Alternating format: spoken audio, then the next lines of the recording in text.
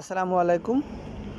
যারা Google account দীর্ঘদিন আগে লগ ইন করে রাখছেন, পাসওয়ার্ড ভুলে গেছেন, তারা কীভাবে বের করবেন সেটাই এখন দেখাবো।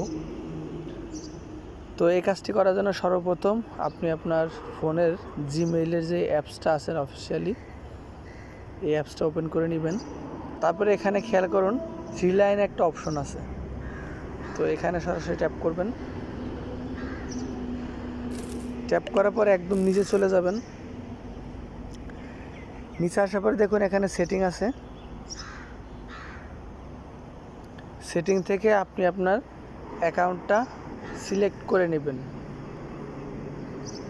তারপর এখান থেকে ম্যানেজ ইওর গুগল অ্যাকাউন্টে ট্যাপ করবেন। তারপর এখানে খেয়াল করুন সিকিউরিটি অ্যান্ড সাইনিং,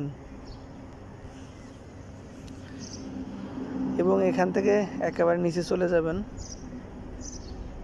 যাওয়ার পরে দেখেন পাসওয়ার্ড ম্যানেজার অপশন আছে, এর উপরে ট্যাপ করতে হবে।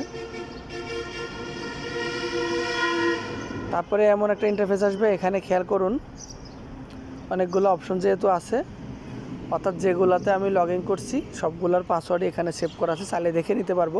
তো আমি এখান থেকে গুগলে ট্যাপ করবো, যেহেতু আমি জিমেলের অর্থাৎ গুগল অ্যাকাউন্টের পাসওয়ার্ড বের করবো। এখান থেকে পিন দিয়ে নিব।